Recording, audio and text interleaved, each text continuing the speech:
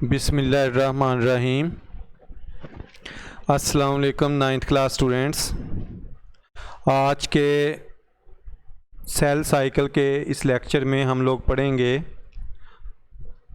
Mitosis की अहमियत कि माइटोसिस जो है वो कैसे अहम है और वो क्या किरदार अदा करती है। माइटोसिस में आपको पता है कि एक पेरेंट सेल दो डॉटर सेल्स में डिवाइड होता है। मतलब कि जो डॉटर सेल होते हैं उनमें क्रोमोसोम्स की जो तादाद है वो उतनी ही होती है जितनी पेरेंट सेल में थी। ये बात ऐसे है जैसे फ़र्ज़ करें कि इंसानी सेल जो है उसमें 46 क्रोमोसोम होते हैं, और अगर इंसानी सेल माइटोसिस के अमल से डिवाइड होता है तो उसमें जो डॉटर सेल होगा उसमें भी 46 क्रोमोसोम ही होंगे।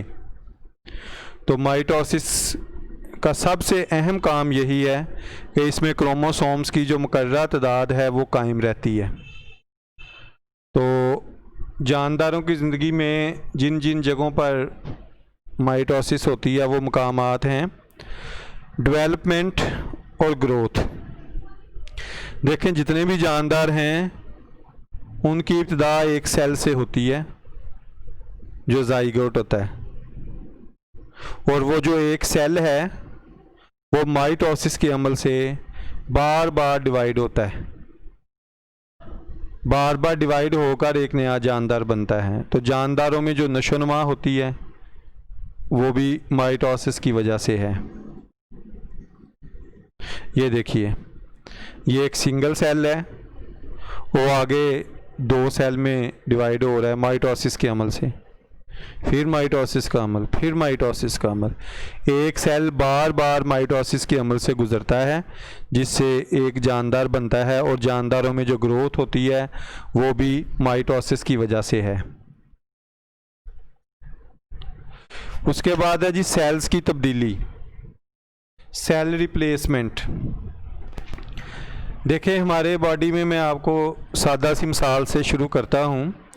हमारे जो खून होता है हमारे जिस्म में, उसमें कई तरह के सेल्स होते हैं। रेड ब्लड सेल्स होते हैं, वाइट ब्लड सेल्स होते हैं और प्लेटलेट्स होते हैं। तो उनमें जो रेड ब्लड सेल्स हैं ना, उनकी उम्र तकरीबन 4 माह होती है। जब तकरीबन 4 मंथ के अंदर अंदर जो पुराने रेड ब्लड सेल्स होते हैं वो टूट जाते हैं और उनकी जगह नए रेड ब्लड सेल्स बनते हैं। तो ये जो नए सेल्स बनते हैं ये माइटोसिस के अमल से बनते हैं। इसके अलावा जिस्म के कुछ हिस्सों से, जिल्द से या डाइजेस्टिव नाली जो है उससे हमारे जो सेल्स हैं वो उतरते रहते हैं और उसके बदले में नए सेल बनते हैं। तो ये बिल्कुल माइटोसिस के अमल से होता है। जैसे आप देखें कि अगर आपके हाथ पे कट लगे तो थोड़ा ज़रा से अरसे के बाद जो ज़ख़म है वो भर जाता है और जो जिल्द है वो दोबारा से रिप्रोड्यूस हो जाती है और वो बिल्कुल आपकी जिल्द जैसी होती है। तो मतलब कि जो माइटोसिस का जो अमल है ना, इसमें जो सेल्स बनते हैं ना वो बिल्कुल पेरेंट सेल जैसे होते हैं। तो जानदारों में जो सेल्स की तब्दीली होती है, जो नए सेल्स बनते हैं, वो माइटोसिस के अमल से बनते हैं।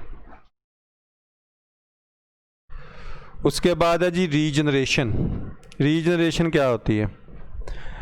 जैसे छिपकली है ना, अगर उसकी दुम कट जाए किसी हादसे की वजह से तो वह अपनी दुम को दोबारा से बना लेती है। इस प्रोसेस को रीजनरेशन कहते हैं। अगर मैं इसकी फॉर्मल डेफिनेशन में आऊँ तो ऐसे होगी कि कुछ जानदारों में ये सलाहियत होती है कि वो अपने जिस्म के खोए हुए हिस्सों को दोबारा से बना सकते हैं। जैसे स्टार फिश जो है, अगर उसके कोई बाजू जो है वो कट जाए तो वो उसको दोबारा से बना लेती है। तो ये जो रीजनरेशन का प्रोसेस होता है ये भी माइटोसिस की वजह से होता है कि जानदार जो हैं वो अपने जिस्म के हिस्सों को दोबारा से बना सकते हैं। नए सेल्स बनने का अमल माइटोसिस से होता है। तो रीजनरेशन का जो प्रोसेस है ये भी माइटोसिस की जो है वो मरहून मिन्नत है। उसके बाद है जी एसेक्सुअल रिप्रोडक्शन। वो तरीक़ाकार है जिससे जानदार अपनी नस्ल आगे बढ़ाते हैं, अपनी तादाद बढ़ाते हैं। तो रिप्रोडक्शन दो तरह की होती है, सेक्सुअल रिप्रोडक्शन और एसेक्सुअल रिप्रोडक्शन। सेक्सुअल रिप्रोडक्शन में दो जानदार हिस्सा लेते हैं, एक फादर और एक मदर होती है, और एसेक्सुअल रिप्रोडक्शन में एक ही जानदार हिस्सा लेता है। तो पौधों में या जानवरों में जो एसेक्सुअल रिप्रोडक्शन का ज़रिया भी माइटोसिस है।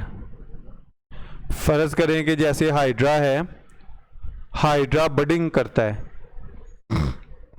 हाइड्रा क्या है? हाइड्रा जो है वो एक जानदार है जो फाइलम सिलेंट्रेटा से बिलोंग करता है। बडिंग क्या होती है? बडिंग जो है वो एसेक्सुअल रिप्रोडक्शन का एक तरीका है। इस तरीके में क्या होता है कि जो जानदार होता है उसके जिस्म पर एक बार बनता है जिसे हम बड कहते हैं, और वो जो बड के सेल्स होते हैं वो माइटोसिस के अमल से डिवाइड होते जाते हैं और फिर उससे नया जानदार बन जाता है, और बड जिस्म से अलहदा हो जाता है और फिर वो नया जानदार बन जाता है। तो एसेक्सुअल रिप्रोडक्शन में भी माइटोसिस जो है वो रोल प्ले करती है। तो ये देखिए, ये हाइड्रा जो है वो दिखाया गया है, और ये हाइड्रा के जिस्म के ऊपर एक बड बना, और ये जो बड है ये माइटोसिस के अमल से डिवाइड होते जाएंगे, इसमें सेल्स, उनकी तादाद बढ़ती जाएगी, और जब ये ख़ास हद तक बढ़ जाएगा तो ये आबाई पौधे से जो है वो अलहदा हो जाएगा। तो ये एसेक्सुअल रिप्रोडक्शन में बडिंग होती है, और ये हाइड्रा है। इसी तरह देखें, पौधों में भी वेजिटेटिव प्रोपोगेशन होती है। वेजिटेटिव प्रोपोगेशन आम तौर पे देखें, पौधा जो है ना वो बीज से उगता है, तो बीज जो है वो पौधे के उगने का सबब होता है। तो लेकिन बाज़ औक़ात पौधे जो हैं वो वेजिटेटिव हिस्सों से, जैसे तने और पत्तों वगैरह से भी नमू पा जाते हैं। तो पौधों में जो वेजिटेटिव प्रोपोगेशन का ज़रिया है वो भी माइटोसिस है। तो आज के इस लेक्चर में हम लोगों ने देखा कि माइटोसिस अहम है, क्योंकि ये जानदारों में सेल्स में, जानदारों में आगे जो सेल्स डिवाइड होता है उनमें क्रोमोसोम्स की तादाद को कायम रखती है। ग्रोथ का जो अमल है वो माइटोसिस की वजह से होता है। रीजनरेशन का जो अमल है वो माइटोसिस की वजह से होता है।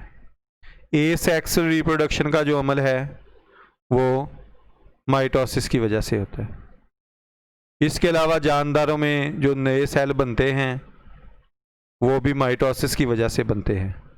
तो इस लिहाज से माइटोसिस जानदारों की ज़िंदगी में बहुत ही अहम रोल प्ले करती है।